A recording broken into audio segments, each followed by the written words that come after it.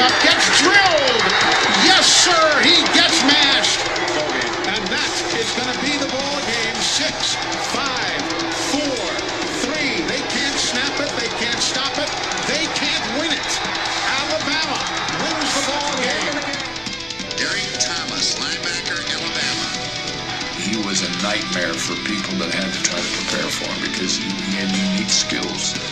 Just go get the quarterback. I felt sorry for some of those poor tackles that came in and had to go against him because they didn't realize what they were getting themselves into. Hey, baby, let's go out there like a bunch of crazy dogs. Have some fun. Woo! Woo!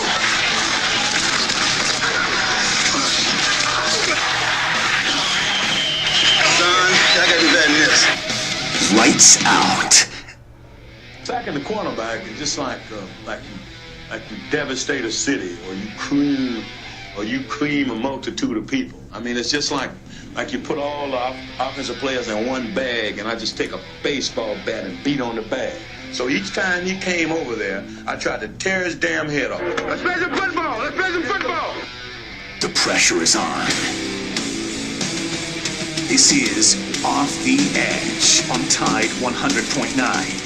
Focus on what you want to do, what you want to accomplish. Think about that. Don't think about how you feel, how tired you are, how hot it is.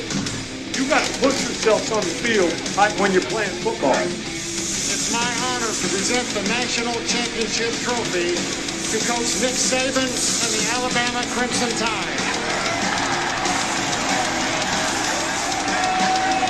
To me, this is the ultimate team. All these guys bought into everything they needed to do to be the best players that they could be. There's more togetherness on this team than almost any team that we've ever had. And they had to overcome and persevere so much adversity through this season, and they've done it magnificently. And I'm so proud of this group for what they've been able to accomplish and going undefeated and winning the national championship. Streaming live on YouTube, Twitter, Facebook, and the Tide 100.9 app. Here is your host of Off the Edge, Jacob Harrison.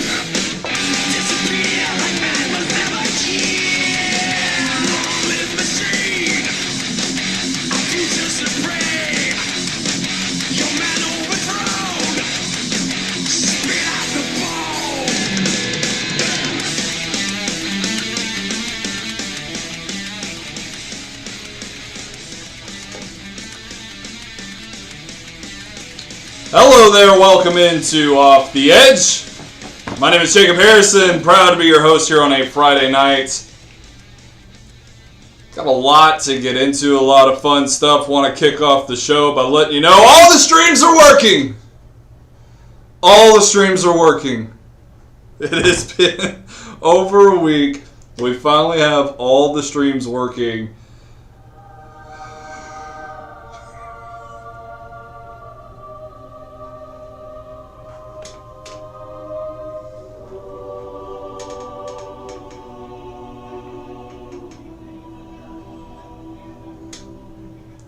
We are live on Facebook, Twitter, YouTube, and for the first time ever, Twitch. And we have got a lot to get into tonight, man. It is a busy night in Alabama athletics, period. If you're watching the show, that's the only way you can consume the show as of right now until it's podcasted, because Alabama baseball is currently dominating their opponent right now over on Tide 100.9. They're up 7-0 the last time I checked. Alabama softball just got done whipping up on a team 9-1 in that victory over Kent State. That was, and Game 2 is just getting started right now. Alabama women's basketball unfortunately fell short to South Carolina. Got to give them credit though. South Carolina put the bang thing on them the first 2 times they met this season, but nonetheless, in the SEC tournament, Alabama has been eliminated by South Carolina. Good run for them. They should still hopefully get a chance in the NCAA tournament. I think they've earned that much. Last year, they were on the bubble, and it seemed like they would be in there. But then, of course, COVID-19 struck about a week later, about a year ago, and that disrupted everything. in terms of that situation. So the ladies fall in that one. And in volleyball, the Crimson Tide are trailing 21-20 in the second set. So busy night. So here we are on all of our streaming devices. If there was ever a day where the streams had to come through to make everything work, it was tonight, and thankfully everything has been sorted out. I want to remind you guys, yes, very, very nice.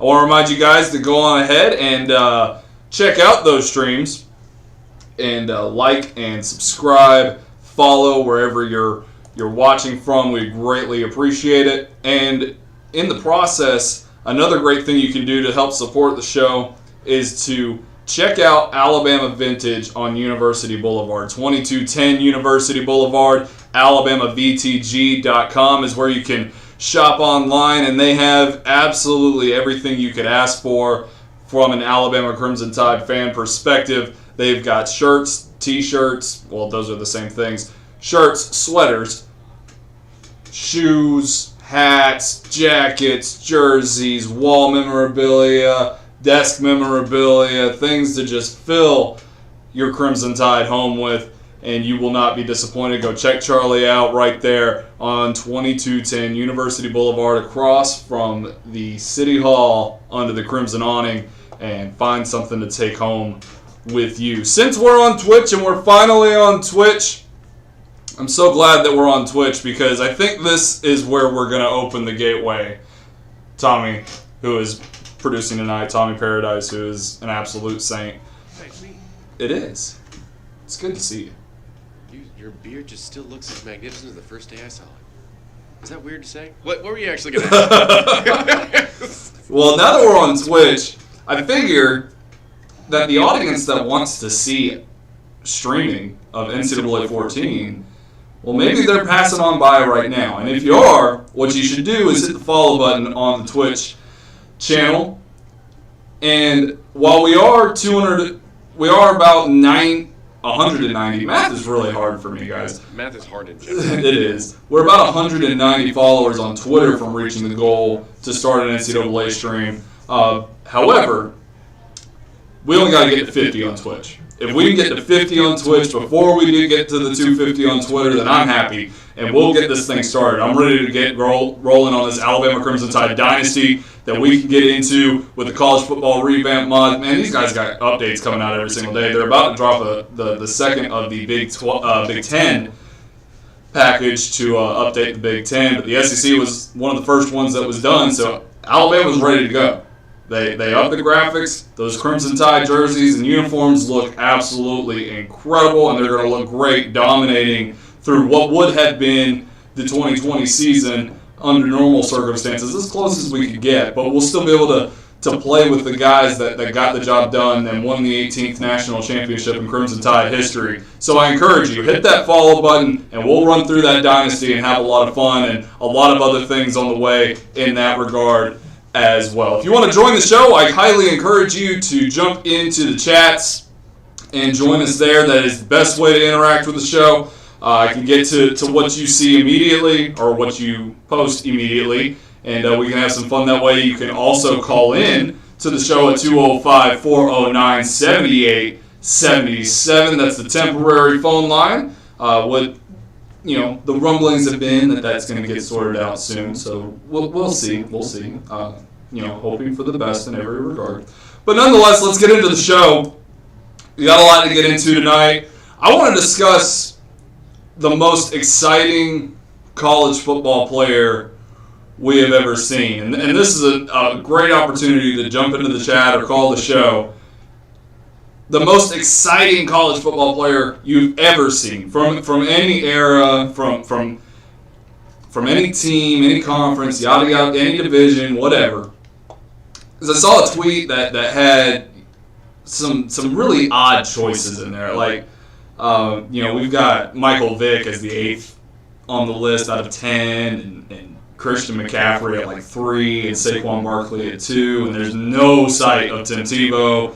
No sight of any. I don't think there was a single Alabama guy on there, and I don't know how you didn't think Devontae Smith or Jalen Waddle were exciting to see, or Tua Tagovailoa, or Mark Ingram, Trent Richardson. There's plenty of Alabama guys, but there's plenty of guys outside of that too. Whether you're talking to Deshaun Watson, the aforementioned Tim Tebow, plenty of guys. Reggie Bush, of course.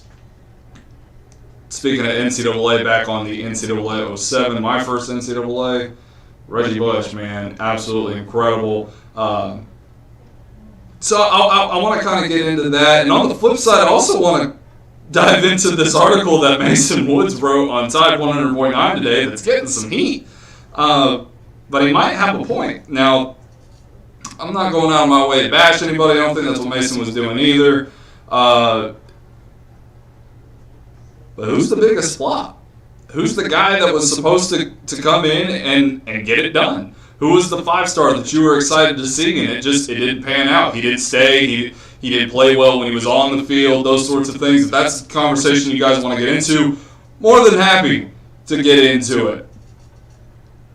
We'll dive into the best fits for the Crimson Tide draft prospects. And no, I'm not going to say every single one and say the Pittsburgh Steelers after them.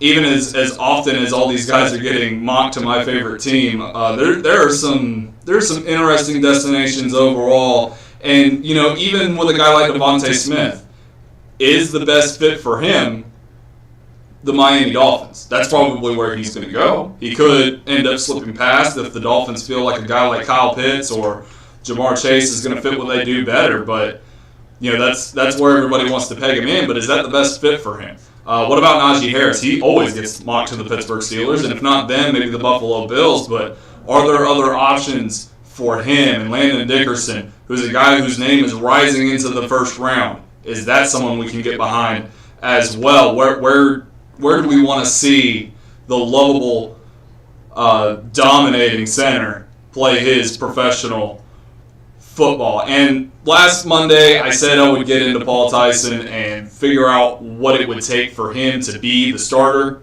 We're going to do that tonight, actually. We are going to talk about Paul Tyson and what it would take for him to be the starting quarterback, whether against Miami or whether it's 2 or 3 games down the road, but to actually win the job, free of any shenanigans or injuries or any of that. But for Paul Tyson to earn the job, win the team, as Nick Saban would say, what would that entail? All that and so much more. If you will dive into the comment sections or give the show a call at 205-409-7877, that's the best way we can interact on all of these topics. I do want to start, though, with the most exciting college football player you've ever seen. And, you know, a few of them come to mind, but I would be remiss. You know, a guy who wasn't successful in the NFL, but had one of the greatest college football careers I can ever imagine.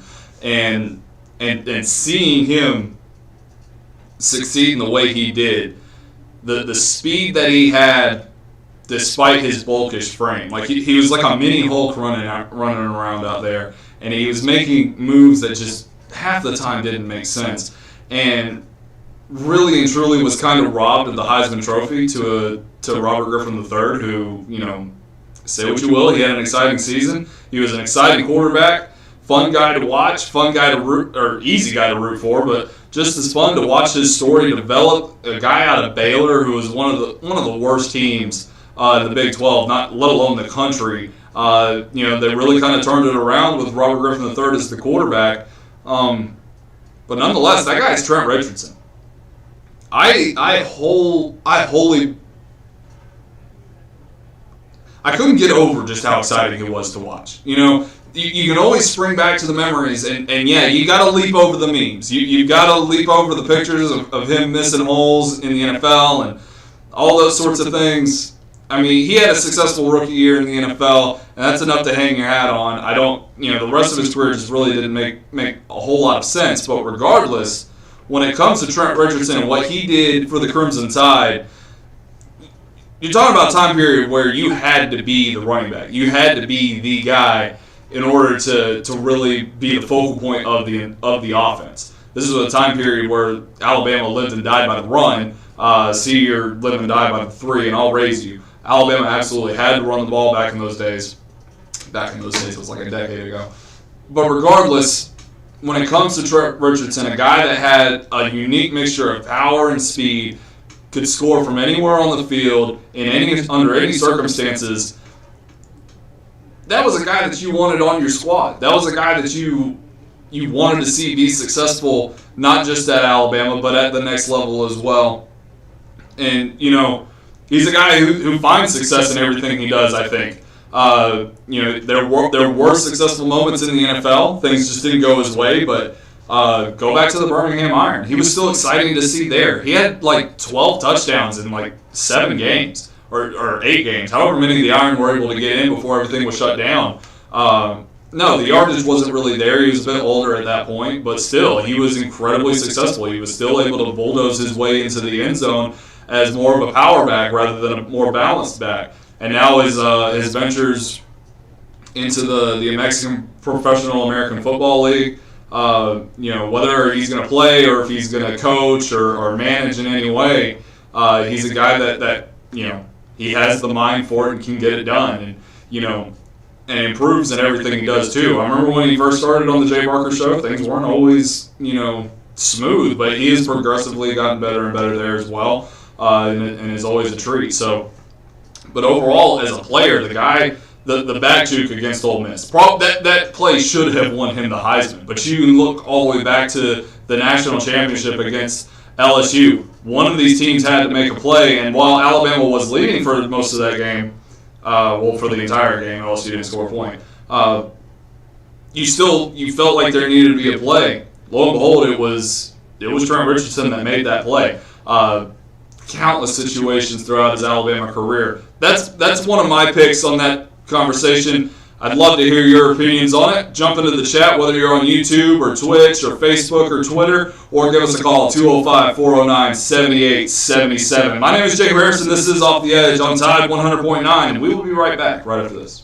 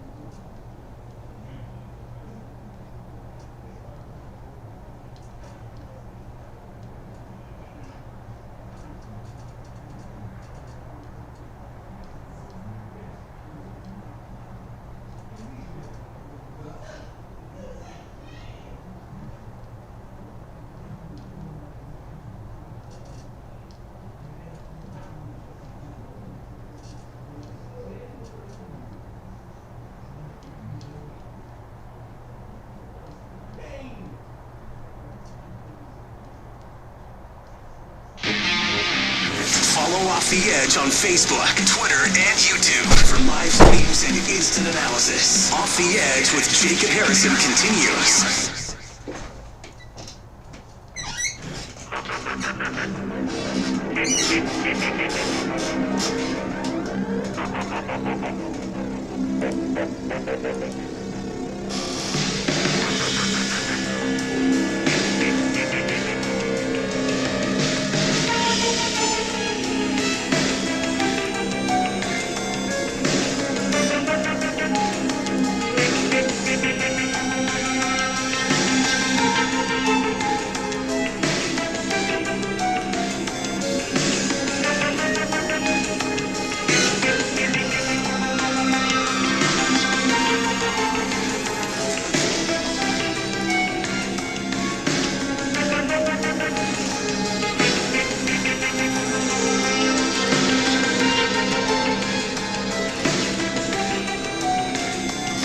Hello there, welcome back into Off the Edge.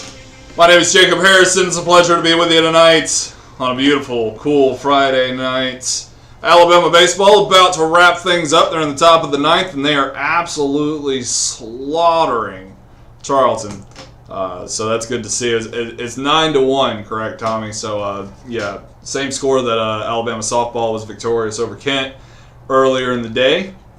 Get you an update on Alabama softball, what they've got going on here in just a bit.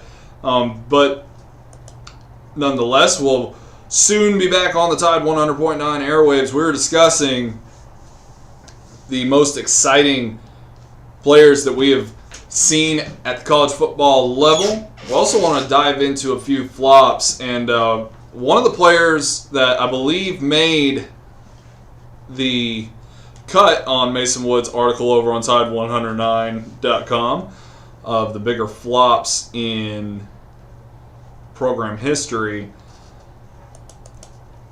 was Blake Barnett. And Tommy, you mentioned him to me during the break, and I'd love to get your thoughts on why you want to start with him. But for me, every time that name comes to mind for me, his lack of success spurned the next style of success for the Crimson Tide. I mean, if we're going off just the title of flop, I mean, no disrespect to Blake Barnett. If it doesn't work at Alabama, it doesn't work at Alabama. And you root for the kid no matter what, regardless of, where he transfers. For me, it's Blake Barnett because that was the first big recruit that I really, when I got into sports media, was, he's coming to Alabama. And it was like, this is huge. Like, he's going to change the program. He's going to do this, this, and this. And then it gets to Alabama versus USC, if I'm remembering my games correctly. And he doesn't do well in that game. So Saban, in his infinite wisdom, makes the call, switches to Jalen Hurts. Final score is 52-6. Jalen Hurts looks amazing. And now all of a sudden, Blake Barnett, who everyone was looking at and were like, he's great. It flips to, what in the world happened? And then I think it was 2 weeks later he announced he's transferring. And I don't remember. So if I'm screwing up the week numbers on that, it was just the fact that he was so highly touted and that everyone was ready to see him take snaps for him to lead the Crimson Tide to a national title. and then it just never came to fruition. It was one of the big flops that I remember the most. It's kind of bizarre too, because I'm the same way with Antonio Alfano, but talking about Blake Barnett, like, this guy was incredibly highly regarded, and more in line with the kind of quarterbacks that Alabama had been playing up until that point. Your A.J. McCarron's, Greg McElroy's, and that's no disrespect to them or to Blake Barnett or any other kind of underhanded conversation. It was be a game manager, control the game, and get the ball to the backs, get the ball to the receivers. No funny business, just get the job done. And on the flip side of that, Jalen Hurts was much more of a flashy player. And you talk about exciting players in all of college football. How do you not mention Jalen Hurts? Whether you are on the side of his inaccuracy was too much of a problem to be able to fully enjoy what he does, that's all well and good. But the fact of the matter remains that with Jalen Hurts, you're talking about a guy that could get it done at any given moment. Did he struggle a little bit in the championship games? Yes. Obviously struggled enough against Georgia to get benched. But that only made him better. And I think that was a very impressive aspect when it comes to Jalen Hurts. And he turned that into, okay, well, these are obviously things that I have to improve on if I want to succeed. I need to get better at throwing the football. I can run for days. Practice makes perfect. I'll practice. But I have got to get this going for myself if I'm going to be successful. And that's what he did. He turned out to be a second-round pick, a Heisman finalist, and looks like he's going to be the starting quarterback of the Philadelphia Eagles this year. But back to Blake Barnett, excuse me. Let's talk about him. Yeah, that's another flop to discuss, and one that I know that made that article. But 18 touchdowns to 14 picks, just under 3,400 yards, less than 60% completion percentage. 2 years at Alabama, 1 at Arizona State, and 2 at South Florida. Only played at 15 games at South Florida, and that's where he was the most successful. It's always a shame for guys to not pan out, especially when you're rooting for them so hard. But it also plays into the nature of what the NFL draft is and what recruiting is. And at the end of the day, is a total crapshoot. Because these guys can get here and they can be the number 1 overall recruits, and it just doesn't pan out. If you go to Tide 109, oftentimes under articles you'll see an extra article that gets attached to all of our articles that's the number 1 rated player from every single class under Nick Saban. Do you know how many of those guys never played it down at Alabama? There's at least 3. And there could be more. And then even more of those were massive disappointments. Like they didn't work out. They weren't superstars. They weren't everything that we had hoped they would be. And that's just the nature of it. How many guys bust out of the NFL? I just talked about Trent Richardson, who was one of the greatest running backs in college football history. And he gets to the NFL, and it's a completely different beast. And it's not necessarily that he wasn't ready for it. It was just the nature of what happened to him. But, like you said, it's not to dog on anybody. It's to look back and just kind of reflect on, how lucky you are when guys like Mac Jones do pan out. A guy who didn't have to come here under more sage advice wouldn't have come here, I guess. Kid, you want to play, go to Kentucky. Like, you'll play there. You'll be fine. Just go to Kentucky. No, he comes here, he gets the best coaching, and eventually his opportunity comes and he makes the most of it. And it required circumstances that were less than ideal in many situations. It had a lot to do with Tua's injuries and lack of defense and things like that. But nonetheless, he comes out, has one of the greatest seasons at college quarterback ever. Goes undefeated through a full SEC schedule and then knocks out 2 Power 5 Blue Bloods and wins a national championship undefeated during a COVID year. And yeah, with all the talent around him, but even still, you've got to be lucky that a guy like Devontae Smith pans out. A guy who is so low on the depth chart, even despite all the talent in the world, rising through and staying until that senior year. A guy like Najee Harris, who, just like Tua Tagovailoa, nearly left the school because of playing time. So, yeah, when it comes to Blake Barnett, it's disappointing. But in the same regard, as I mentioned, a guy like Antonio Alfano, a guy whose career went south very quickly, but almost always, at least from his side of the story, which is, I guess, the side that you should trust the most, were things that were beyond his control. He had to go back home to deal with family matters. He goes out to Colorado. He does get in trouble once there, but the next time it had more to do with his health, and he had to get in a huge legal thing regarding his health until that finally got resolved. And now he can make a comeback into football. There's always guys that write their own way out, or they can't get the grades to come in. I've heard so many stories you can never remember them all, on guys that were just stupidly good athletes in high school, but then when it came to college, they couldn't stay in good graces on the school side of it. So nonetheless, Blake Barnett, a guy that changed Alabama Crimson Tide history for forever, and honestly for the positive. Because had Jalen Hurts not had the success that he had, it did require Hurts to be successful, but if Hurts doesn't have the success he has, well, what about Tua being here, Mac Jones being here, Bryce Young being here, Paul Tyson being here? The situation at quarterback that allowed Alabama to evolve into what college football is today. Speaking of Jalen Hurts, who's in the NFL, people may not have thought that a perfect fit for him was the Philadelphia Eagles, but nonetheless, that is where he's playing. So how about in the next segment, we'll talk about some draft prospects for the Crimson Tide this season and where they might fit in next year at the professional level. My name is Jacob Harrison. This is Tide 100.9, and I encourage you, let us know who the most exciting player is that you've ever seen, or maybe the biggest flop that you can remember that was disappointing to you, that it didn't pan out, whether it was at Alabama or anywhere else.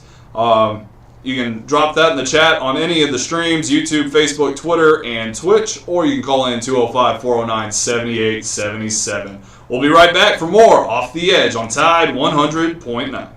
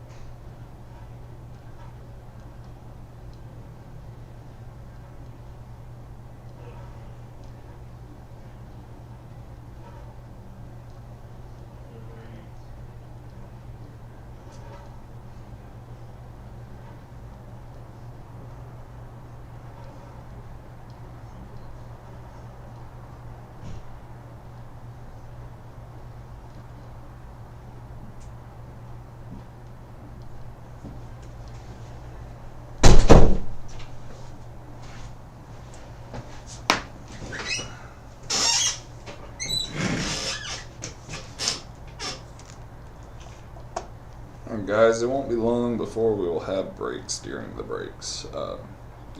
Not live on Tide 100.9, so that's why you're not hearing anything during the breaks, but that will soon be done as the baseball team did win their game 8-0 over Charlton.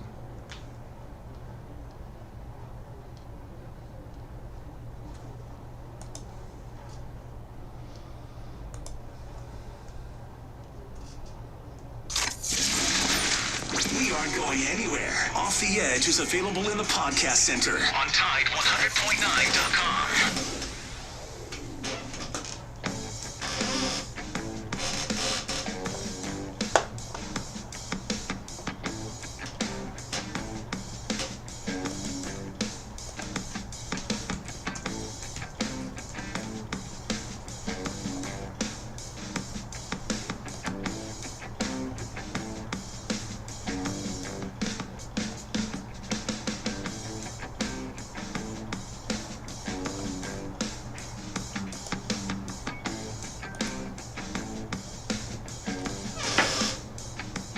Welcome back into Off the Edge. Jacob Harrison here with you on a Friday night, having some fun. About to dive into some draft fits for the Crimson Tide prospects. 11 going to the virtual NFL Combine. And let's turn that on. That'll help. Yep. 11 going to the virtual combine and 12 overall. Miller Forstall did not get an NFL Combine invite, which is kind of weird. Who doesn't get an invite to a virtual combine? It's basically another pro day. Yeah, what the hell, man? I got the size. I could try wide receiver. We can all try. Yeah. Probably get burnt by a DB in the NFL, but maybe if I run a 4.5, they'll like me. Someone gets saving on the phone. I want to go to the Alabama Pro Day. I got Jacob Harrison as my blocker, Joe Gaither as the quarterback. It's perfect. Let's go.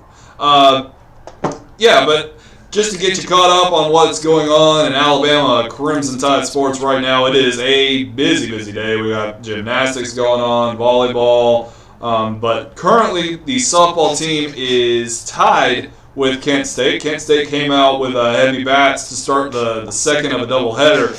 The game is tied 3-3. However, Alabama baseball did end up closing out their matchup with the Charlton Cougars, winning 8-0. So solid to see there. Congrats to the Alabama baseball team who continues to kill it. They've got 2 more against Charlton throughout the weekend. Weekend series that they should handle relatively well as they continue through their non-conference schedule to get things rolling. So, when it comes to the NFL draft, we've got about 5 to 7 guys that are expected to go in the first round for the Alabama Crimson Tide, which is kind of wild.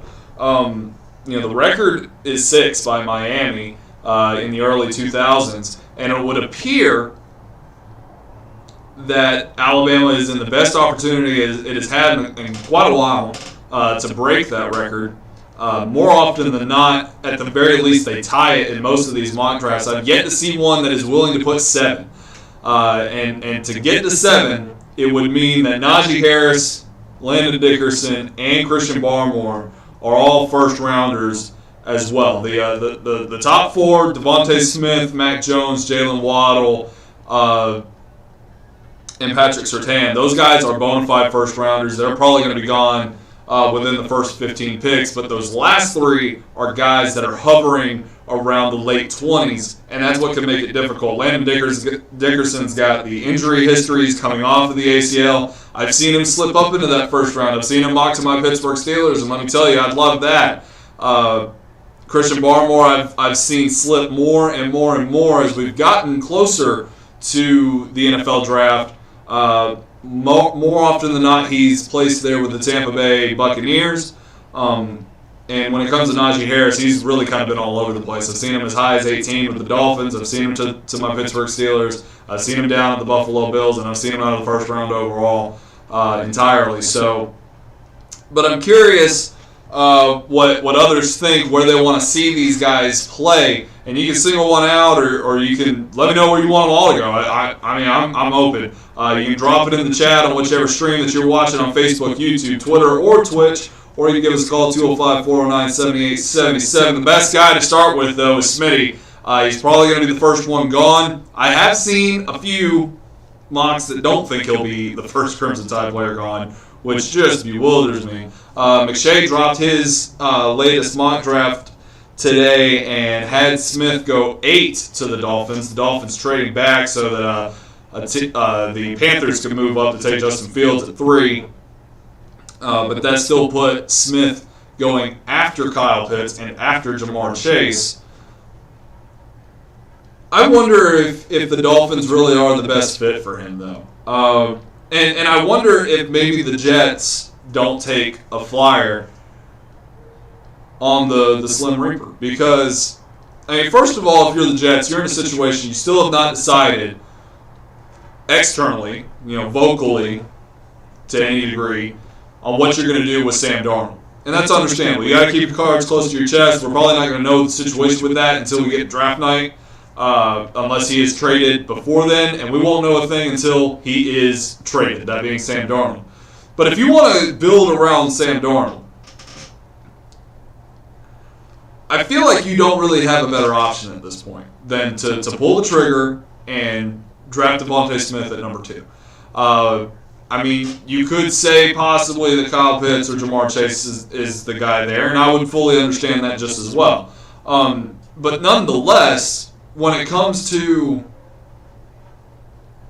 having a guy that can be a number 1 wide receiver, I feel like that's Devontae Smith, a guy that you can have a lot of fun with in your offense and that can open up opportunities for other players on the field because he is versatile, because he's a guy that you want to move around in the offense. You don't want to just stagnate him to the outside. And again, that's not a discrimination against Jamar Chase and what Kyle Pitts do. They're both versatile athletes in their own right, and it all comes down to just a matter of preference on what you want out of the guy that you're getting in the top 5 or 6 picks of the NFL draft. But I wonder if that's not the best fit for Devontae Smith. And at the very least, it would give not only the Crimson Tide a very high draft pick, but it would also give the wide receiver position one of the highest draft picks it's had in a very long time, since nearly Calvin Johnson when he was drafted 3rd overall by the Lions all those years ago. But Tommy, you said that you think it's the Miami Dolphins. Is it simply the Tua Tagovailoa aspect? He was coached by the Dolphins at the Senior Bowl.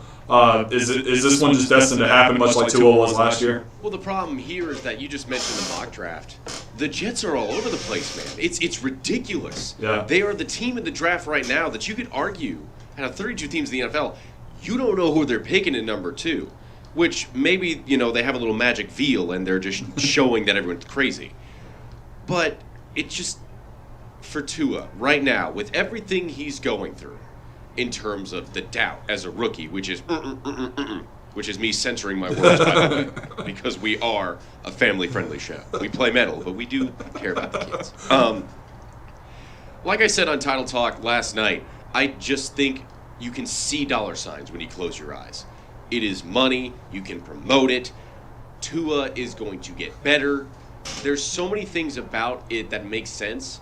And unless the Jets, as I said, are doing a magic trick and showing that they're crazy just to be like, oh, we're not going to do this, this, and this. We actually have a plan. I think it fits Devontae Smith going to Miami. Does that fit Devontae Smith or does that fit Tua? See, that's where it becomes that type of argument. And that's why sometimes I'm kind of one-sided, and that's why you're sitting over there in the host mic and I'm sitting behind production. Well, there's no doubt that's what Tua needs. Yeah, I would say that Tua right now in Miami only has Devontae Parker as a weapon in terms of... Who doesn't stay healthy. Yeah, so why not get Devontae Smith? I mean, Ohio State was so silly in the fruitcake and national championship, they put a linebacker on him. And he said, okay, deuces, I'm going to score a touchdown.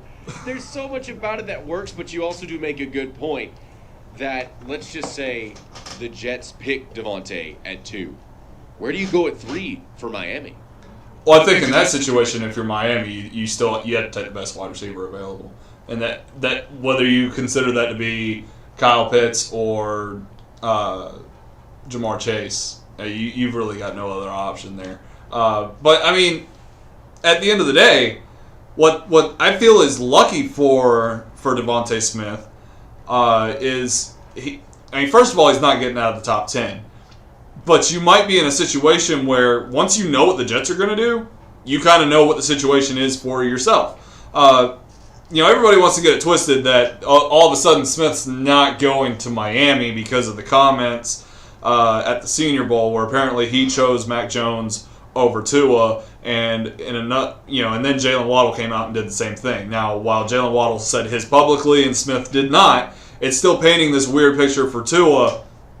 But it was really just a situation of let's boost up the guy that just won a national championship with us. Let's boost up the guy that we also played the most with, and help his draft stock more than Tua, who's already getting paid millions and is the franchise quarterback of the Miami Dolphins, unless they decide to go in another direction with a guy like Deshaun Watson or Russell Wilson, which would be completely understandable. But those guys would also have to understand that they don't have anybody to throw to. Now, the Dolphins themselves still could go in other directions because they do hold that 18th overall pick, but you would be missing out on the top 3 guys. We've seen that in other situations before too. But more often than not, I am seeing now with Jalen Waddle to keep this thing on the wide receivers. I have seen Jalen Waddle get mocked to the Giants about 4 or 5 times straight.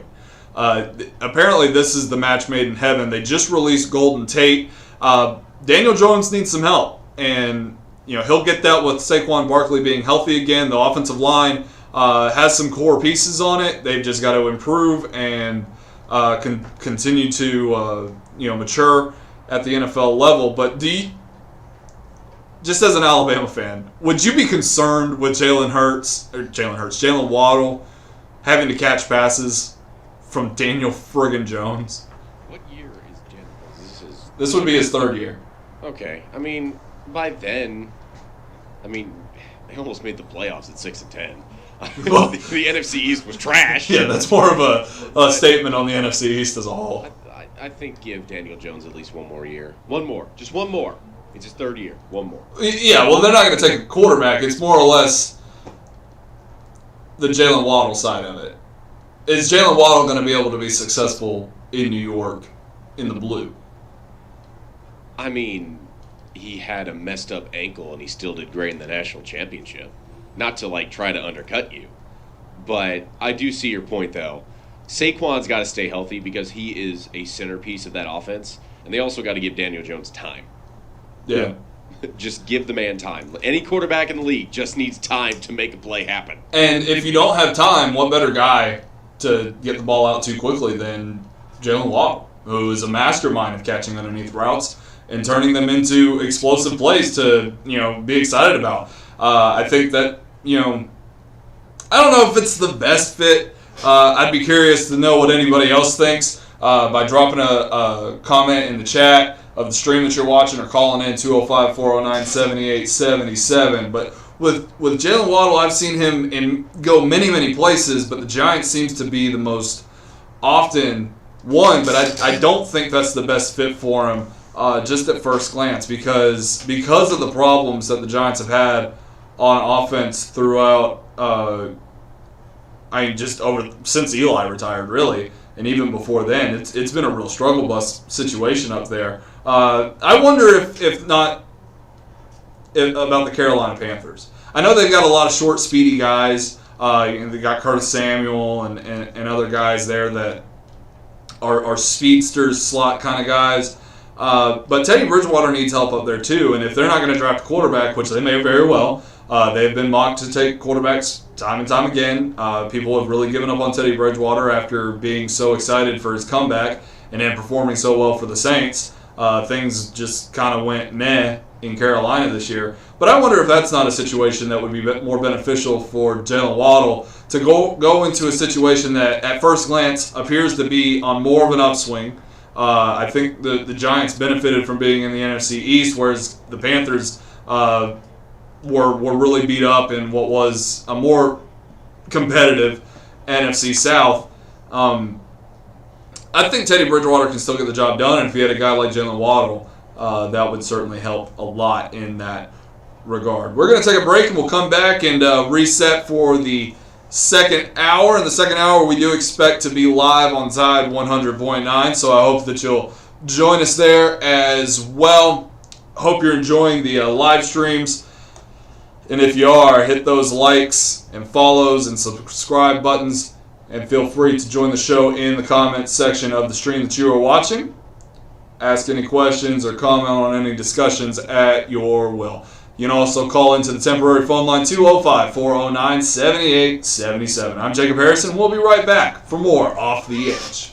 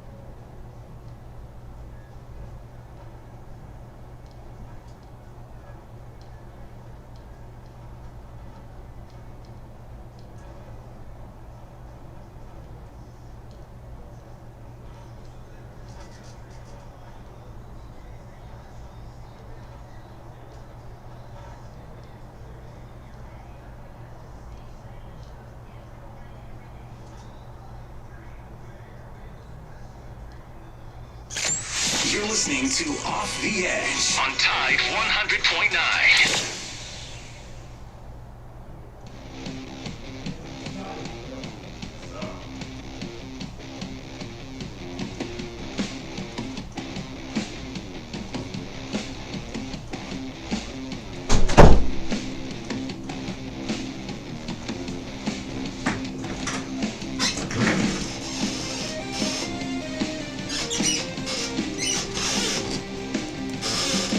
Hey there, welcome back into Off the Edge, or thank you for joining us outright, because we're finally live on Tide 100.9. If you missed any of the show, just now being able to catch it now that we're on the air in Tuscaloosa, you can always head to Tide109.com and check out the podcast center, or head on back over to YouTube and subscribe to the channel at Off the Edge 100.9, and either listen back, watch back the live stream, or check out the individual segment videos that will now be posted again each and every day. Now that we've got the stream issues resolved, I moved into my apartment and things are going smoothly. I can get back on track and feeding you the content that you so rightly deserved. When I stepped over into the production booth during the break, as I normally do,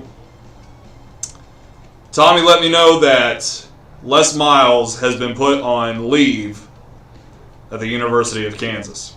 And let me tell you, Tommy and I are not pleased with Les Miles, with LSU, or in any of the situation. We're going to dive into that topic as well. During the first hour, we discussed the most exciting college football players that we saw ever at any school, at any program, at any level in college football, and also the most disappointing guys, the guys that we thought that would be exciting players to watch, guys that would be on the other side of that conversation. Nonetheless, it didn't turn out. If you want to dive into those conversations, feel free to in the chats on the live stream, Facebook, YouTube, Twitch, and Twitter, or you can call into the show 205-409-7877. My name is Jacob Harrison. This is Off the Edge. We got Tommy Paradise with us, and we're going to dive into this Les Miles situation on the other side to kick off the second hour on Tide 100.9.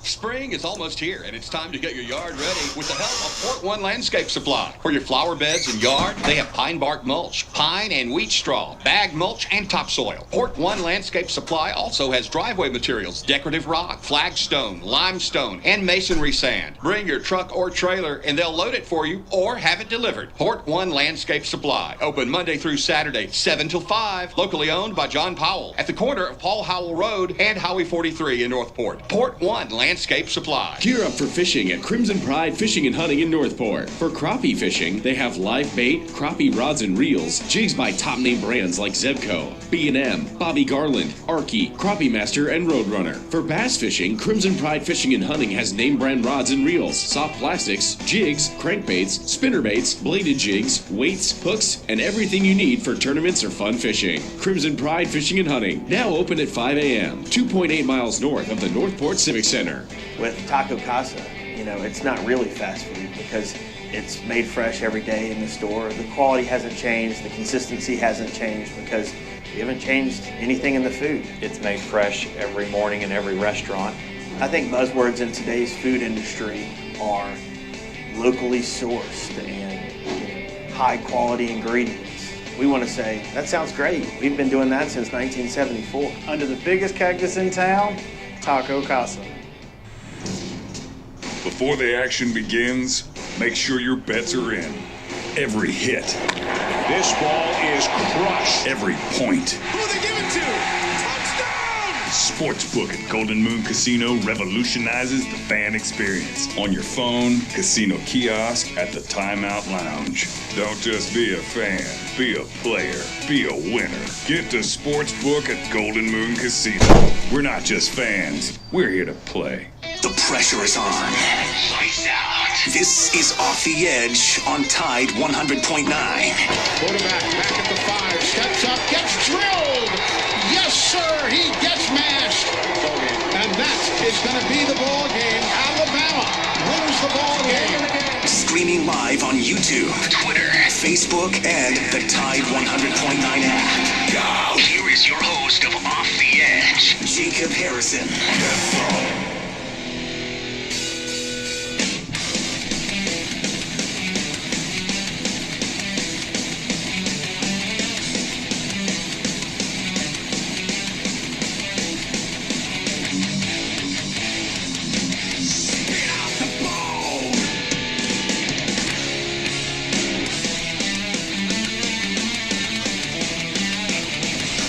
Welcome into the second hour of Off the Edge on Tide 100.9. My name is Jacob Harrison. We got Tommy Paradise in the production studio pushing the right buttons.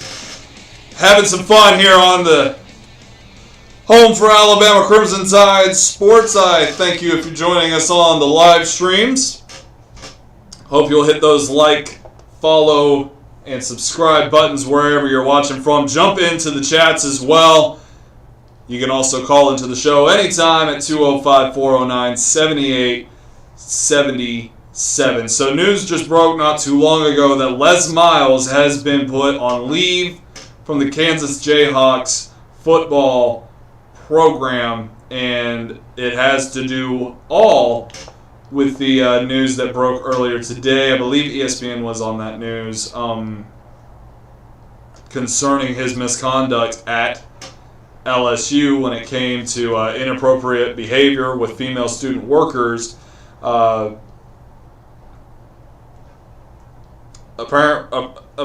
a guy that was easy to respect very early on as a young football fan because of the success that he helped carry through at LSU. Like I've always, the reason the LSU game is my favorite has a little bit to do with two things. First of all, my brother is a massive LSU fan, and he's a brand new father as well. Can't wait to meet my nephew Jackson. Congrats to you, brother. Love you very much. And two, because LSU is good. They're always good, and they play Alabama hard. They want to win that game, and I appreciate the competition in that. Same reason I respect the Ravens, though I hate them so much when it comes to my Steelers, because that is the most fun game of the year because you don't know what's going to happen. Anything can happen because both teams are going to play violently, and they're going to play to win the game. And far too often, that's not the situation in so many football games. But this has nothing to do with football, does it? This has to do with a guy who apparently, if these reports are true, and you would believe that they are, considering how scathing and how often they're coming out here in the past few days, Les Miles has a lot of explaining to do, and I don't know if he'll ever get the opportunity to do it, because I think this is probably the death knell in his career, but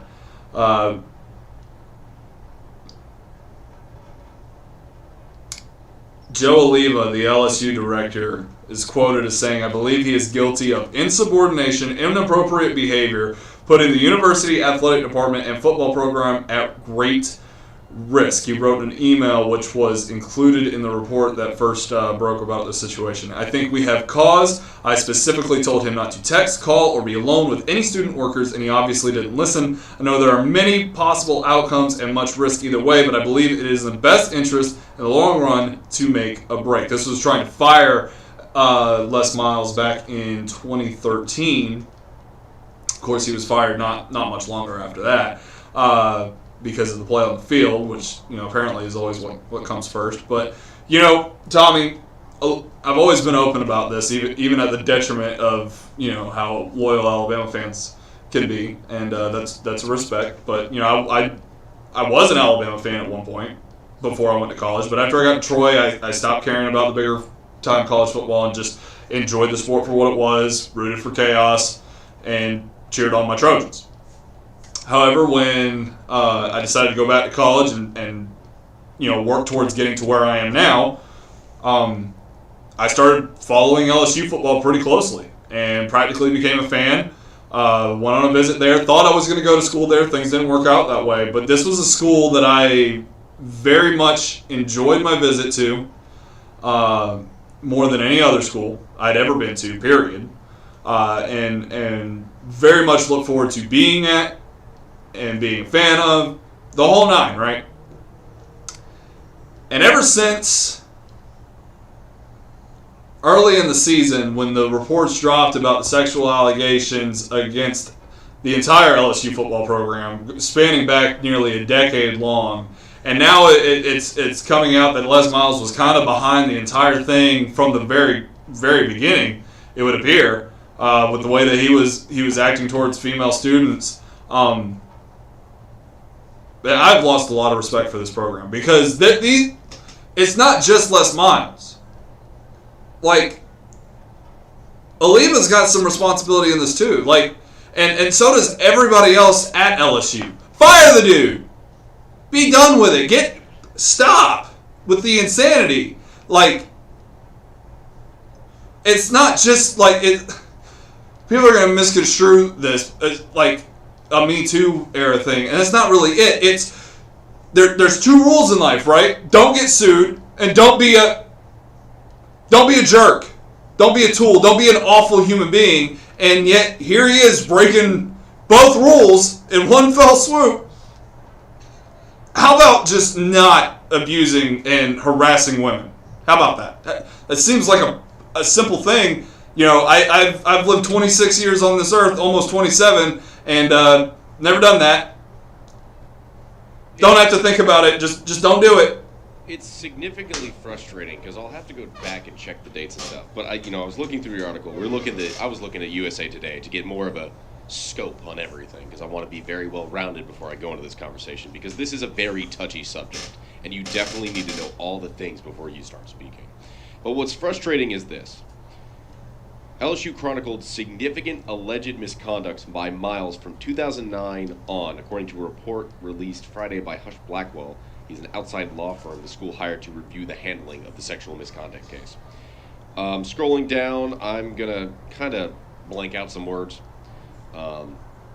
Miles' attempts to the staff for students working for the LSU football team, he allegedly demanded he wanted blondes with big, fill in the word, and pretty girls. Look, I'm just going to say this, and I'm going to be frank, and I'm going to be as blunt as I can be. You are the head football coach in the SEC, one of the biggest football crazy conferences in the nation, and dare I say, the world. Are you insane? Also, keep in mind, hey, remember a guy at Arkansas who got caught with a volleyball player and lost his job? Did you not learn from that? His name was Bobby Petrino. And you know what? This might be a little bit heartless, but when he got fired from Arkansas, I celebrated. Because not only was he a bad person, he was a moron. That's your sign, Les, to stop. Your AD says, fire him. And LSU didn't listen. It took bad play on the field for LSU to figure out maybe we shouldn't have this guy on our sidelines. It took them bad football play. He's over here taking advantage of young women and it takes bad football play? I apologize that I'm screaming. No, you're fine. I scream all the time. But you gotta be kidding me. Especially with the Arkansas problem. We went through this once with Bobby Petrino, and that should have been a warning. And I'm not saying that every school does everything the right way, because there's things that we don't know about. We're just sports media. But it took this long, from 2009 until 2016. That one, he was fired, correct? Yeah. It took them 7 years to figure out that, hey, maybe this is a bad thing. Maybe we shouldn't do this. Look in the mirror. Well, not only that, what else was going on around that time? Penn State. They were getting the death penalty about this time. Like, what does it really take for you to decide, first of all, that I don't, need to continue in this behavior? Shouldn't have never started to begin with, but you can at least stop. You can at least fix yourself. But understand, it doesn't matter how powerful you are. All it takes is the right person with the right information and the gall to put it out there. And you're done. You're done. And it's not about you upholding your success. Because that's just the simple part. Is you're already one of the best at what you do, and you're in a position to continue to A, get better, and B, be somebody that can be looked at as possibly a legend in the business, a guy that is more or less respected. And although you get the trademark Mad Hatter, and you're a bit of a quirky guy, you eat grass and yada yada yada, a lot of those things are endearing to you. Like people enjoy that about you. But you covering up this sort of behavior, which is unacceptable in every regard. Even if you do stop, you should still be fired, because at the end of the day, you should not be able to get away with this. That's the biggest thing. Is, Petrino didn't get away with it. Like Sandusky and everybody at Penn State, they didn't necessarily get away with it. Like, these sorts of things have to be punished in a way. And here Les Miles is, and you mentioned it. It takes another 7 years for them to decide, nope, he's got to go. And somehow this passes through Kansas. If we're really trying to believe that Kansas didn't know about this, then that is an even more broken program than I could possibly believe. But when they're oftentimes in situations with their basketball program trying to deal with NCAA violations because they're one of the blue bloods, and that's often what comes with that in basketball, because basketball has very dirty recruiting tactics. Nonetheless, everybody's at fault for this. Like, yeah, Les Miles is the culprit, and everybody should be upset with him. But this still reflects poorly on LSU, because guess what? After Les Miles was fired, this nonsense continued. Because in the USA Today report that came out during the season about the sexual allegations, many of those players never played it down under Les Miles. Many of those players were not recruited by Les Miles. Many of those players, were in situations where they didn't get suspended from the university itself until they were gone, until they were at other programs, or until they were out of sports altogether. So this reflects most poorly on a school that I enjoy, that I respect, that I, at one point in my life, wanted to attend, and now it's sickening. Now, I have no respect for any of it, because it's very, very similar to the Penn State thing. While everybody, and myself included, wanted to give Joe Paterno the slightest bit of, well, he told somebody and they didn't do anything with the information, it's still on Joe Paterno to have made sure that what he knew was happening stopped. And that's why he was still involved in the punishments that Penn State got.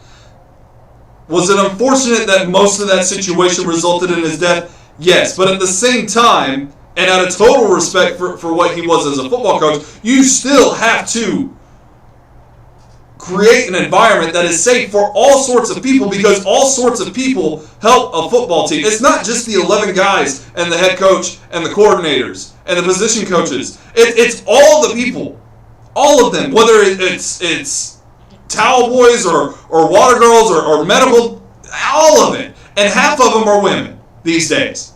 And that's impressive. But at the same time, every single woman, whether it's my daughter or Joe's wife or some person we don't know, that person should feel safe at work.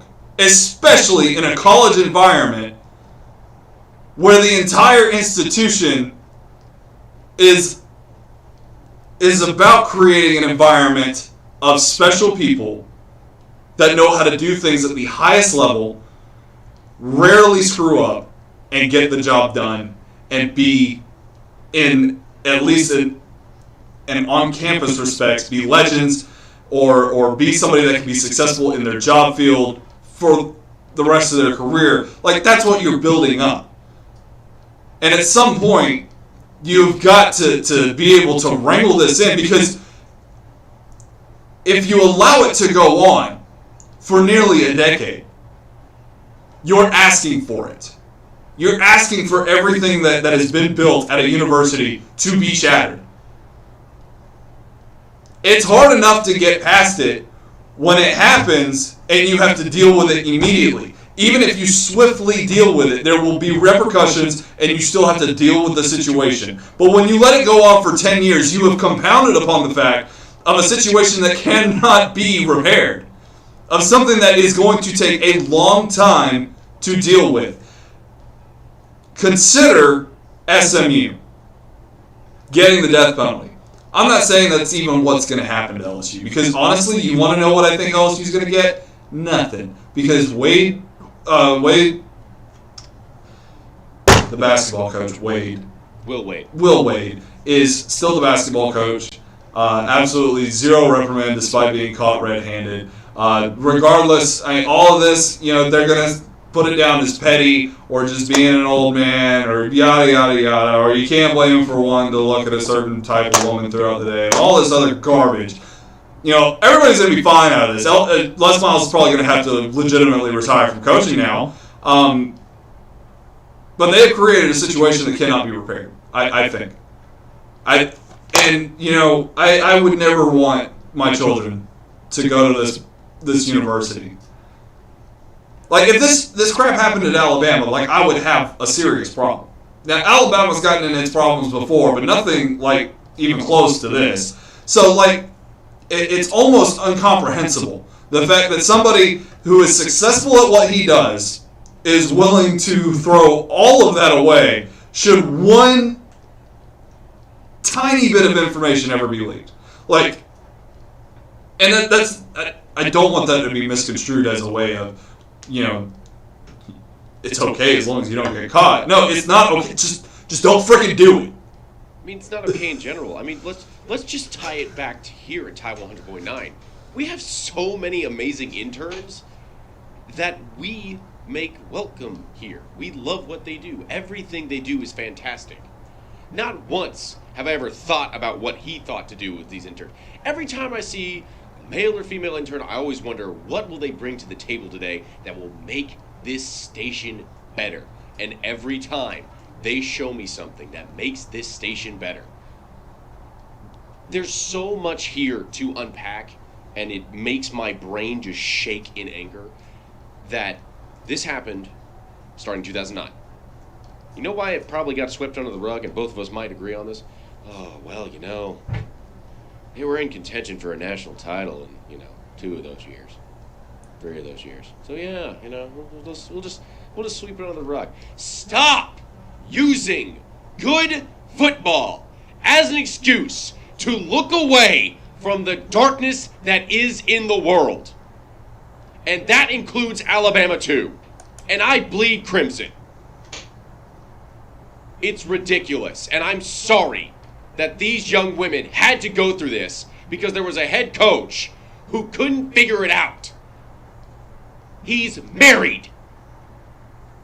Come on.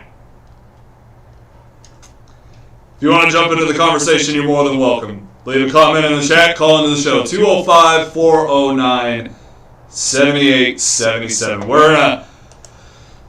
If you want to talk about Les Miles and give him some crap, we're more than welcome on that. Otherwise, we will dive back into the NFL draft prospects and where they best fit at the NFL level. This is Off the Edge on Tide 100.9, the home of Alabama Crimson Tide Sports.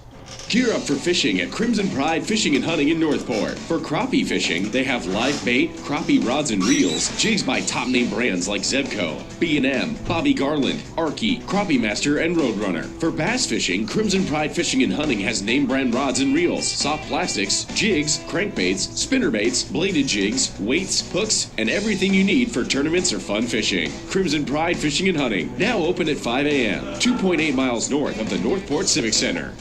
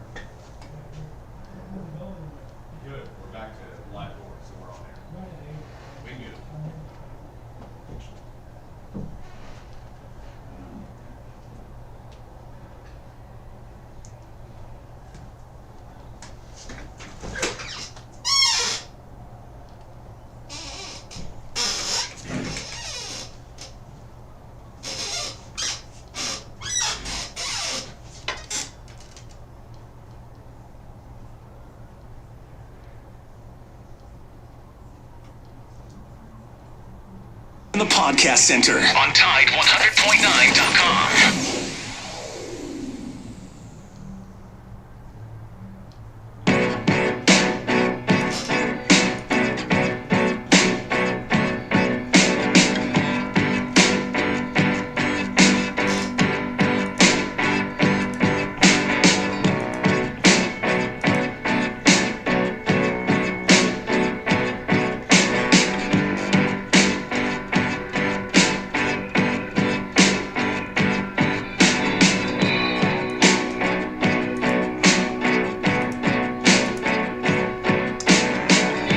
Welcome back into Off the Edge. So me and Tommy got a little heated, so the energy will stay high, but we're going to move on to more positive subjects. If you do want to call in about Les Miles, you're more than welcome. You want to drop a comment, call him a sleazebag, that's more than welcome as well. Feel free, man. But nonetheless, moving on.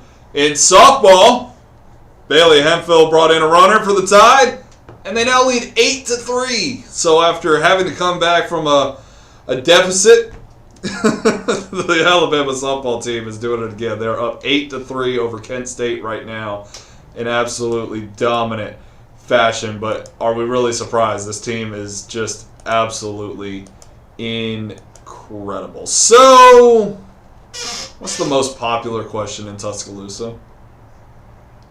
Other than who's going to be the starting quarterback? Denny dogs, yes or no? Well, no. I don't know. I've never had. No, more on the lines of where is Mac Jones going to play football professionally? And, you see it all over the place. Like, the local fans are generally Saints or Falcons fans, and, pick me, come play for New Orleans, come play for Atlanta. There's the Carolina Panthers that keeps popping up. Joe Gaither's Bears keep getting into the conversation. My Steelers have been in the conversation. If the Cowboys never signed Dak Prescott, which, you listen to this station all day, that's, ESPN never shuts up about it, and we love to joke about that. The New England Patriots make too much sense, right? Tommy, where do you want to see Mac Jones play his professional football? Well, honestly, I'm the same with you. As I said, he'd go to the Patriots just because I think that's what Bill Belichick likes as a QB. But I think with how his season played out and everything, I said on Title Talk that if the Saints want to get him, they've got to trade up. And also, for the Saints, they're in cap hell, just like the Falcons are. So this is the perfect time to find a dance partner. The Patriots have to trade up too, though. I don't think you can sit at 15 and let Mac Jones fall to you. I don't think Mac Jones is going to be doing any falling, to be honest. I think I'm like going back and forth in this because I could feasibly see Mac Jones being the fourth quarterback taken off the board. A lot of people don't agree with that, and I understand. Everybody's got their opinions on how the quarterbacks stack up. If I need a guy that can play right away, I'm taking Mac Jones over Trey Lance every single day of the week. I don't think Trey Lance is ready to play. It's just my opinion. But regardless, I really keep getting the impression that Mac Jones is one of these guys that's going to keep on climbing. And not necessarily in the same way as like Baker Mayfield did. Because when Baker Mayfield came out, like a lot of people, even as the season ended, still didn't have him as like a top 4 or 5 quarterback. And he ended up being the first overall quarterback. And it ended up actually being like the right decision for the Cleveland Browns. I mean, they just beat my Steelers in the playoffs. Like, sometimes it works out. Now, Mac Jones is not going to be the first, and he's not going to be the second, and he's not going to be the third quarterback off the board because it is clearly obvious that Zach Wilson and Justin Fields are both better options than him. And, I mean, all that's left for Trevor Lawrence to be a Jacksonville Jaguar is to sign the piece of paper, right, and make it official. So, like, we can empirically say all these things, but it still leaves the matter that whoever wants Mac Jones has to trade up for him. And although there's plenty of positives that go with Mac Jones, when you're talking about a guy who's you don't have to correct an accuracy, you don't have to teach how to manage a pocket, you don't have to teach how to learn a playbook. He can come in and he can be the guy right now, or you can let him sit and he'll just continue to develop, which is exactly what he did here at Alabama. But do you want to be that team that traded up for Mac Jones? Because at the end of the day, he's still a guy who only has 17 or 18 starts under his belt, and he was surrounded by all that talent. And if you're trading up into that spot, if I'm the Patriots trading up into that spot, the Patriots have not always needed collateral. They have not always needed the draft picks, per se. But they're in a situation now where they need draft picks. They've got to completely rebuild their offense. They've got pieces on the offensive line, but the running backs didn't look great. They have to restart at quarterback, and the wide receivers are some of the worst in the NFL for the Patriots. So, yeah, you could trade up and go get Mac Jones, and you've got your quarterback, but you're sitting in a similar situation to what Tua Tagovailoa is dealing with down in Miami. He ain't got a damn thing around him. How is he supposed to be successful? So, who can pull the most out of Mac Jones? It might be Bill Belichick. I think so. And I think Josh McDaniel is a great offensive coordinator who can build an offense around Mac Jones that works successfully, but... He's fixing something, folks. Yeah. Radio, baby. Yeah. You get emphatic and you knock your headphones out of the jack. I think Josh McDaniels can build an offense around Mac Jones. But even as somebody that argues, like, we cannot make negative remarks about quarterbacks for having talent around them in college. They have to still succeed with that talent. That talent can only go so far if the quarterback can't get them the ball. You still need talent around your quarterback. It's the first thing that's going to be out of the mouths of the analyst on every single channel after Trevor Lawrence's name is finally called as a Jacksonville Jaguar. They're going to say, okay, now go use that 20th pick or whatever other pick it is that they have in the first round and go get him some weapons. Go get him some offensive line. They might lose Cam Robinson, so they need a left tackle. Their number one wide receiver is DJ Chark and possibly Laviska Shenault. They need more weapons. Their running back was an undrafted guy. You don't know if he can sustain success past one season. All these sorts of things. So you're going to say the same thing about Mac Jones wherever he goes. I said earlier that I think the Panthers would be better off going with Teddy Bridgewater. However, I am starting to warm up to the idea of Mac Jones in Carolina. Because... I'm in pain. I know that hurts you, Tommy. I know it does, man. But, I mean, Carolina or New Orleans? You really got a preference there? Because those are the two most likely. The reason I want him to go to New England is he won't be in the NFC South. Right. He fits the NFC South because he played in Alabama. Well, and he fits those offenses just so well, too. Because even though Joe Brady is probably going to take a head coaching job in 2022, could you ask for a more similar situation than Joe Brady coaching Mac Jones? Joe Brady and Joe Burrow were absolutely dynamic together, but you put Mac Jones in that situation, you don't get the same level of athleticism, the arm strength, maybe even not all of the moxie that Joe Burrow has, but I still think that Mac Jones is a guy that could be very successful under a Joe Brady offense.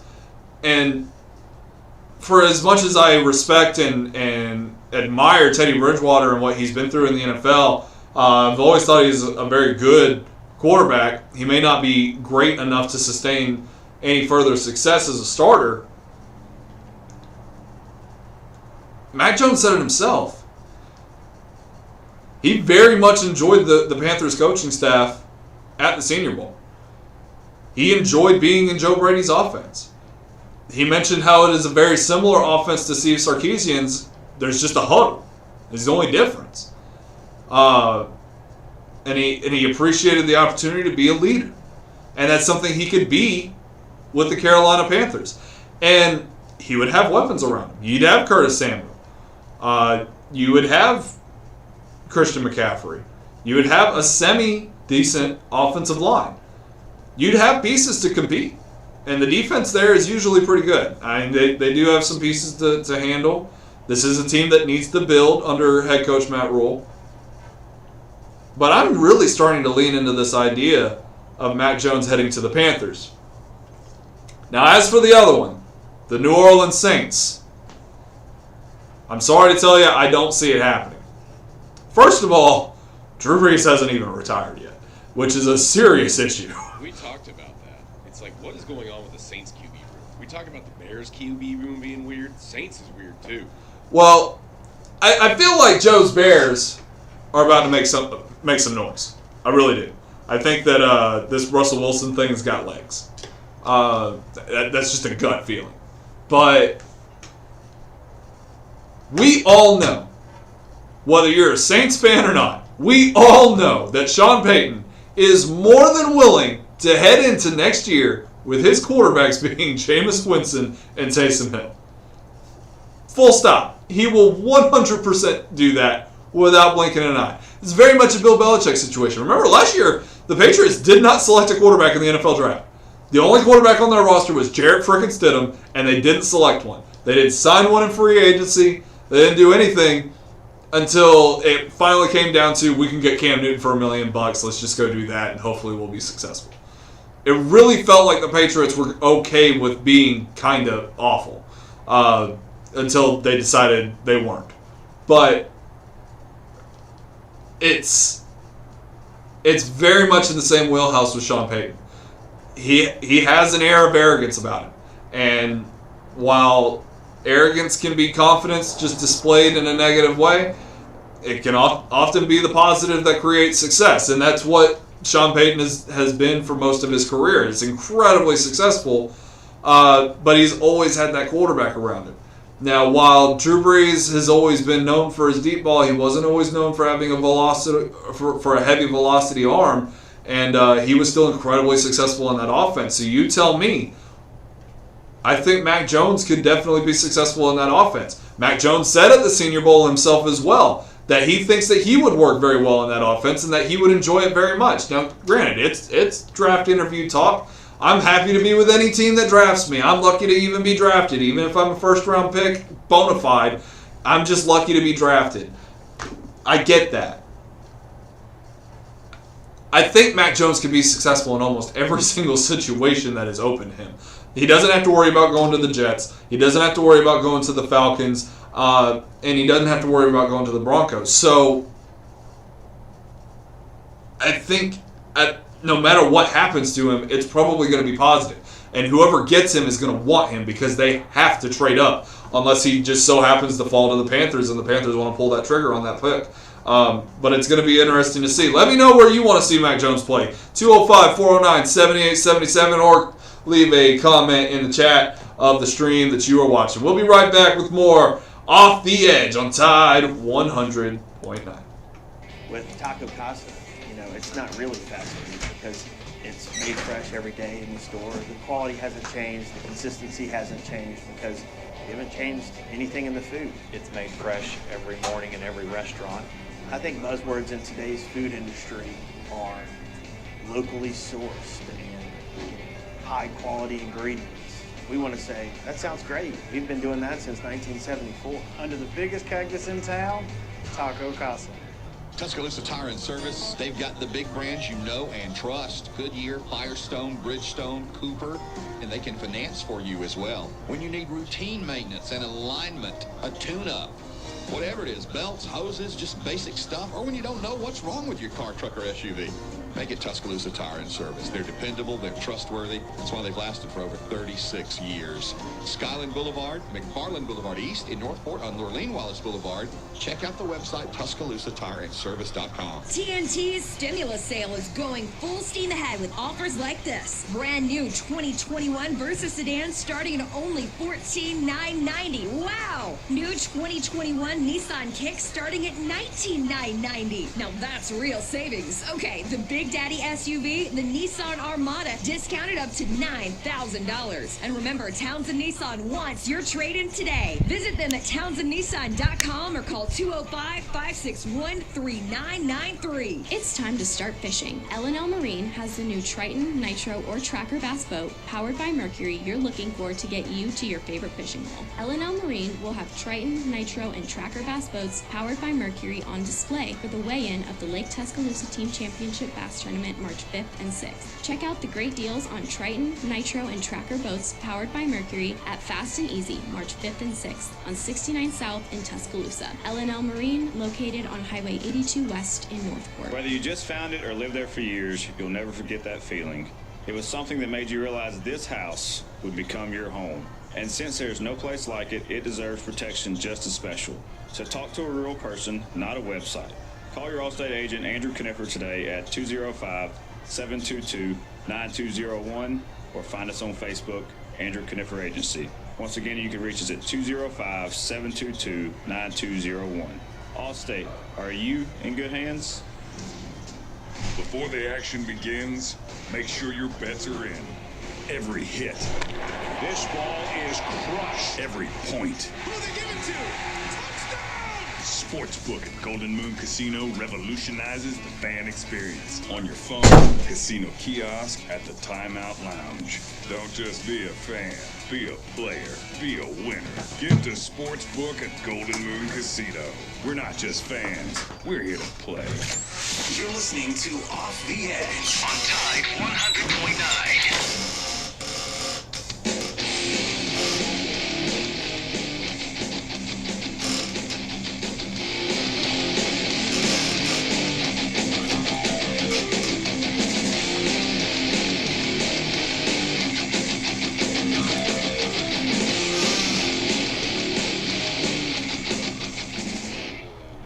Hello there, welcome into Off the Edge. I'm Jacob Harrison, proud to be with you here on a Friday night. It's beautiful outside. Hope you're having a great night, gearing up for a great weekend. Big weekend in sports for Alabama Crimson Tide sports overall. Alabama softball still holding that 8-3 lead in the top of the fifth.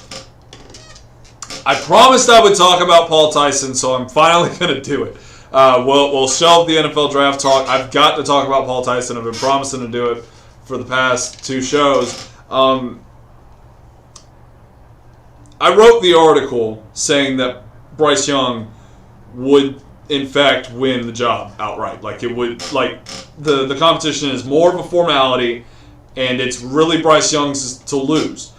That stems from the fact that despite being a freshman last year, in a COVID year, he still won the backup job. The only other quarterback we saw take snaps for the Crimson Tide last year was Bryce Young. That being said, Bryce Young isn't 6 foot tall. Bryce Young doesn't even tip 200 pounds on the scales. He doesn't have a rocket arm, and he doesn't have the lineage of Paul Tyson. These are all the things that are going in favor of Paul Tyson, and they're all fully understandable. What Paul Tyson needs to show throughout spring practice, which starts here in just a few days, we're very close to more Alabama football, guys. So close. As well as in the spring game, is total and complete command. He's basically got to walk out there and look like Mac Jones did in 2020. Now, listen, there were times where Mac Jones walked out onto that field in 2019 and did not look like that guy. Most notably, the Tennessee game. Alabama very well could have lost to Tennessee, guys. Like, people overlook that. Despite Tennessee's quarterback getting injured in that game and them having to rely on Jarrett Garantano, of all freaking people, Tennessee almost won that game when Tua Tagovailoa left with that ankle injury. And it didn't have all to do with Mac Jones, but Mac Jones did not look ready when he got in the ballgame. You could see a bit of a deer in headlights look when that first took place. And had Jarrett Garantano not called his own number and fumbled the ball right into Trayvon Diggs' hands for a 99-yard touchdown, that ballgame could have been completely different. Revisionist history would like to not even think about that, right? Tennessee normally does not come close to beating Alabama, and we'd like to keep it that way. But regardless, that cannot happen one single time throughout the entirety of this spring, because that's one thing that Bryce Young will not do. Bryce Young will not look like a deer in the headlights kind of guy. And I'm not saying Paul Tyson is at a liability to have that happen. I'm just saying that's one of the things that has to happen. The second thing is he's got to be the guy that pulls the most out of this wide receiving core. This wide receiving core is going to be a little bit difficult. Not going to lie. One of these 4 freshmen is going to have to step up. Whether it's Christian Leary, JoJo Earl, Ajayi, one of these guys has got to step up. And I think somebody will. But on the other side of that, you got Slade Bolden, who outside of that, the first half of the Tennessee game, where he was catching the balls that were scripted for Jalen Waddle, he didn't do much after Waddle's injury. That's why Devontae Smith ate so much stats, is because he was the only guy out there until Billingsley started to come along. And John Mechie, who will be the number 1 wide receiver, who still, despite being a junior, you still got to see that he's a number 1 wide receiver. There were not, he did not take over any games last year. I know that's hard to do when Smitty's getting all the targets. It's understandable. This is his opportunity now, and all the faith in the world goes to him to be that guy. At the very least, he's going to lead the team in receiving meters, and that's all that counts. But outside of that, you're hoping that Xavier Williams is going to be that guy too. He has got to be the guy that pulls the most out of that wide receiving core. Whether it's Jaleel Billingsley or John Mechie, one of these freshmen, or Slade Bolden, he's got to be the guy that is making these guys look better. He's always hitting them in stride. He's showing that he's got the accuracy to get it done. Because, like I said, he's still going to have the arm strength advantage over Bryce Young. Bryce Young doesn't have a wimpy arm by any means. But what we saw a week and a half ago from Paul Tyson, that's a cannon arm. That's a guy that could squeeze those things in. And he can push the ball downfield too. And you got to prove that you're capable of doing that. The number 1 thing he has to do, and this is probably going to be the most difficult, is to prove that he can manage the pocket. Because the number 1 thing that we saw Bryce Young fail to do consistently was manage the pocket. Alabama's got some big, nasty offensive linemen, and they didn't get any smaller in this recruiting class, let me tell you. Evan Neal's going to be the left tackle, Chris Owens is going to be the center, and Boygby is going to be that's not right. It's that E name that just completely escaped me, I'm sorry. But regardless, you've only got 3 named guys. No, that's not it. Why can I not think of this guy's name? Yobe? No, that's Iabi Anoma. See, I was wrong too. What is going on? Regardless, we'll be wrong together. Right? Yeah, we'll move on. We're every time they call us experts, I think to these moments where it's like I'm not really an expert. I like to talk. Right? Regardless, Alabama has some seriously big guys on the offensive line. And standing 6 foot tall, you can totally be a successful quarterback at 6 foot tall. I think that has been proven time and time again. Whether it's Russell Wilson or Drew Brees, Tua Tagovailoa is not the tallest quarterback in the world. You can get the job done, okay? I'm not going to discount any quarterback for being 6 foot tall. But when you compare a 6 foot tall guy to a 6'5" guy, and you compare a 190 pound guy to a 230 pound guy, and one guy manages the pocket better than the other, and it happens to be the big guy, I'm going with the big guy. I'm going with the guy who can feel confident because he can see over the line. As I said, all these other things have got to come into play too. And there's a reason one of these players was a 5-star and the other was a 3-star. Stars don't matter once you all get to the same stage, but there's still a reason. Bryce Young does have a playmaker's mentality, and he is going, should he be the starting quarterback, he is going to make a lot of plays. He will push the ball downfield. He will be incredibly accurate. I feel like you're going to see a lot of similarities between him and Tua Tagovailoa mixed with a little bit of Jalen Hurts. You'll see a little bit more scrambling than you did with Tua. But Paul Tyson could be the first real pro-style quarterback that's got the thick body, the cannon arm, and possibly a little bit of mobility. If he can show that he can manage the pocket, get the most out of his wide receivers, and show the accuracy that it appears he has improved upon, he can win the job. I wholeheartedly agree with the idea that anybody can win this job. As long as we're being realistic and it's one of these two guys. And I think that Nick Saban will play the better player, regardless of what their lineage or what their star rating was. The best man will play. Winning the team, that takes game success. Like, you can technically win the team in the spring. That's fine. I don't think it's impossible, but you have to be successful on the field. Remember when we were talking about Blake Barnett earlier? Maybe he won the team before Jalen Hurts did. But he didn't have any on-field success. So he was gone real quick, right? That's what it takes, I think.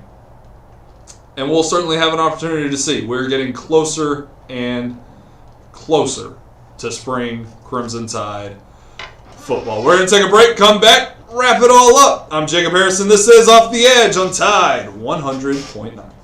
The biggest stimulus sale is going on now at TNT with offers like this on the hot new 2021 Centris. $500 rebate plus rates as low as 0% on 60 months. New 2021 Altimas. Wow. $1,500 in rebates plus rates low as 0.9% on 72 months. TNT is Central Alabama's #1 Nissan dealer and will not be undersold. Visit TownsendNissan.com or call 205-561-3993.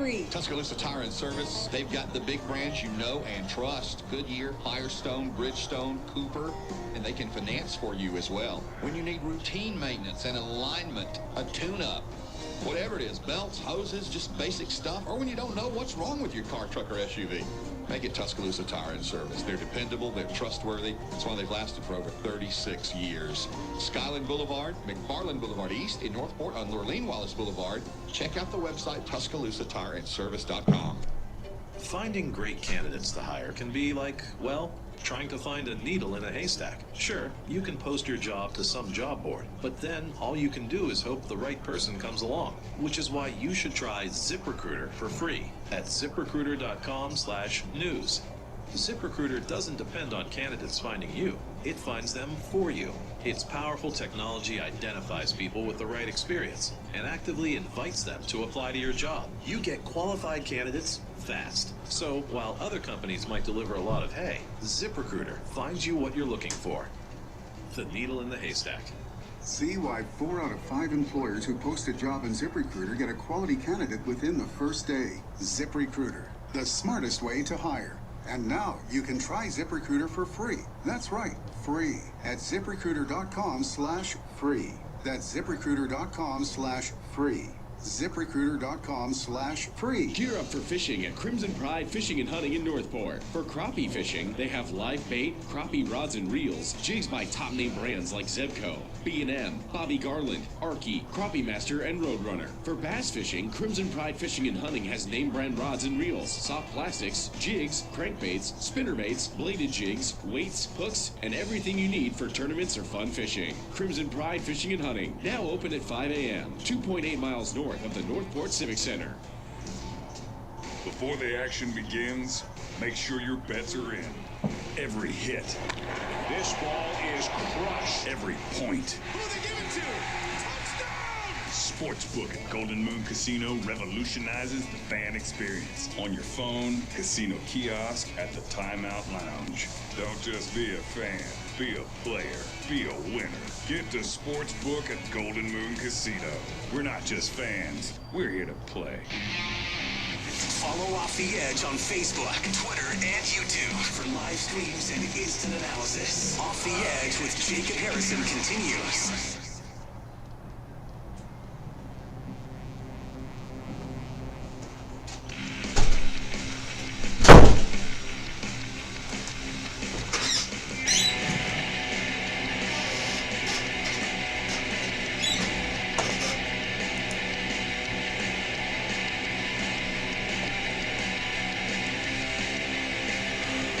Welcome back into Off the Edge. My name is Jacob Harrison. We've had a lot of fun here tonight. We got really angry at one point tonight. Hey, that's Off the Edge. That's what we do every single Monday and Friday. Mondays we're on from 8 to 10. Fridays from 7 to 9. We appreciate you hanging out on the streams as well. Go like, follow, and subscribe to Off the Edge on any of these four, actually all four of these programs. Facebook, Twitter, Twitch, and YouTube. Hang around on YouTube. That's where we can drop the best segments from each show. It's a bite-sized pieces for you to enjoy. Go follow on Twitch. If we get to 250 Twitter followers first, we'll still do the NCAA stream, regardless of what the follower count is on Twitch. But if the Twitch account gets to 50 first, then regardless of the Twitter account, then we will do the NCAA 14 stream. The NCAA 14 stream is going to be awesome. We got the Alabama Crimson Tide ready to go. The dynasty is made. All the mods are in place, and all I've got to do is turn on the camera and stream that thing. And we're going to have a lot of fun. We'll see if we can recreate Devontae Smith's incredible 2020 with 2 extra games, too. We'll get to play with the playoffs. We can crank that baby up to 8 teams if we wanted to. And then when it comes to the 2021 class, all the guys are there. The Brockermeyer twins, J.C. Latham, T.J. Ferguson. Go recruit that massive offensive line, put them in front of Bryce Young, and see how things turn out this season.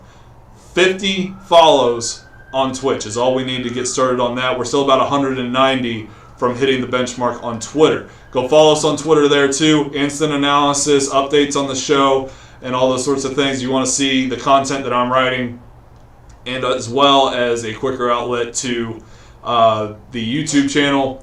The Twitter and Facebook pages are where to do that. We've had a lot of fun. I think that Paul Tyson can win this job. I think that he's got to prove to be the better guy, and that I had a long form way of saying that in the previous segment, but he's got to prove that he is the better quarterback overall. It's going to be very difficult to do because Bryce Young is damn good in his own right. But regardless, I think he's got it in him. And, I've lost a lot of respect for LSU right now. There's still time to find a way to remedy these things. I'm no expert in the matter, but something's got to give.